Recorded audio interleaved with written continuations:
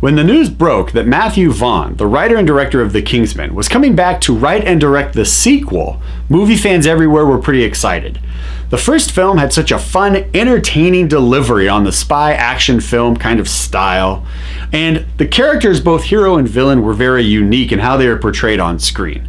So, does Kingsman: The Golden Circle live up to the magic of the first film, or are we going to need to give this film its burn notice?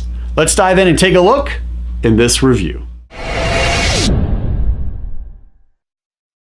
So the important characters in this film were actually limited to about 3 people: Taron Egerton, Mark Strong, and Julianne Moore. Now there were plenty of other characters in this film that played side supporting roles that did their job well, and I feel like the majority of those characters had a pretty even split as far as screen time is concerned. They were around long enough to kind of help move the story along, they were around long enough to kind of drive the plot, but overall, the primary story revolves around those 3 main characters: Eggsy, Merlin, and Poppy. So the film itself just kind of moves along. It doesn't really do much as far as building out this new franchise that Matthew Vaughn has created, and I'm kind of okay with that, because Bond has been giving us Bond for over 50 years. There's not really a lot of changes to Bond. Now we get different actors who come in and play Bond, and they give us just a little bit more every time, but there's nothing dynamic as far as character development goes in those stories. Bond is Bond all the time. He drinks martinis, he kills bad guys, and he has sex with some of the most gorgeous women on the planet. That's Bond. That's every Bond movie, and everyone is pretty much okay with that.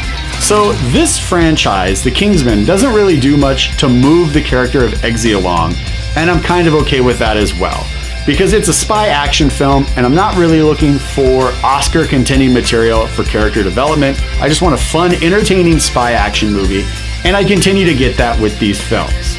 So one of my issues with this film was in the writing of the story, because it felt lazy to me in the sense that it felt like it was rehashing plot points from the first film. In the first film, Harry dies, Merlin survives. In this film, Merlin dies and Harry survives. And we just kind of move things forward that way. And it wasn't really like a giant kind of, oh, what a bummer. But I did sit back and I go, that feels kind of lazy. And I didn't really care for that as far as the overall story is concerned.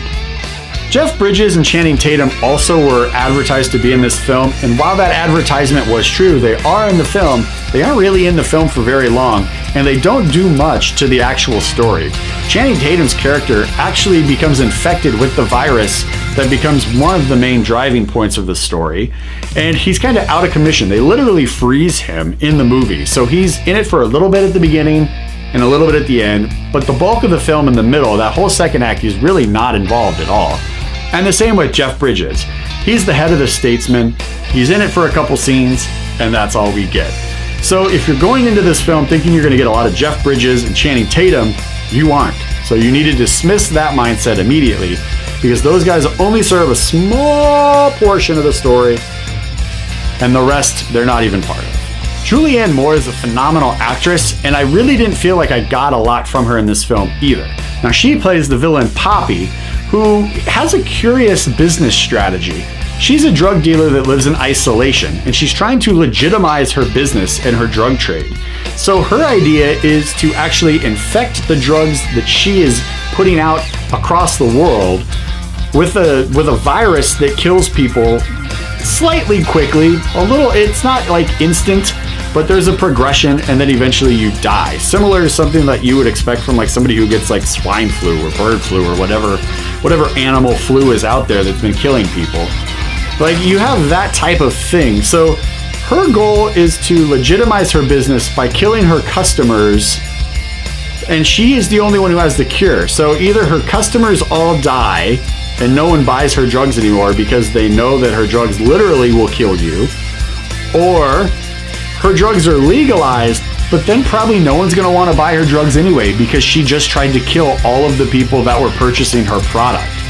Like, it didn't really make a lot of sense to me when I was watching it. Like, after the movie ended, I was like, that's a really weird business strategy.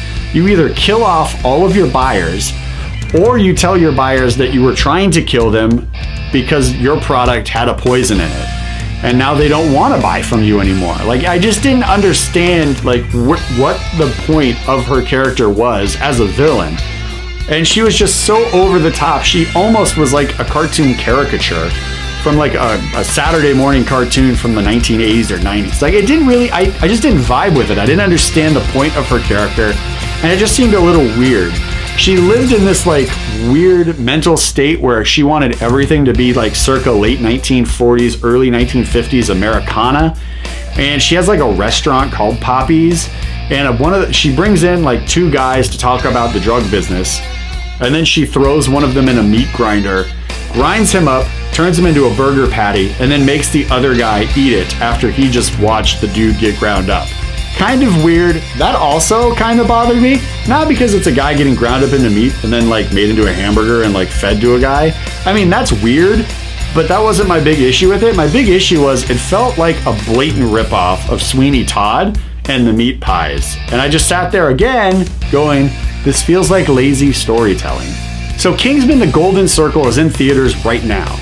I'm really not going to give this movie any high fives, and I'm kind of upset that I can't, because I really enjoyed the first one, and I was very excited for this follow-up. The storytelling is pretty bland. The action scene at the end is definitely not as good as the first one. I mean, people still talk about the church scene at the end of the first Kingsman and how just fantastically over the top that was. This is not that. This is just kind of boring. The villain, like I said, doesn't make sense. The writing feels a little lazy, and it feels like blatant ripoffs from Sweeney Todd and from their first movie. So I'm just kind of bummed when I walked out of the theater. I was kind of bummed. I was kind of disappointed. It's an okay film. If you decide to Redbox it, or if you decide to Netflix it, you might enjoy more than having to spend like full price at the movies for it. It's not doing gangbusters at the theaters, and I think it's because of all of the complaints that I had about it that you just heard. So Kingsman: The Golden Circle is in theaters right now. I don't really recommend you guys get out and see it. I felt it was kind of boring, and the villain really didn't do anything for me. So it is what it is. Check it out on Redbox or Netflix. But otherwise, the Kingsman: Golden Circle is definitely getting its burn notice from this guy.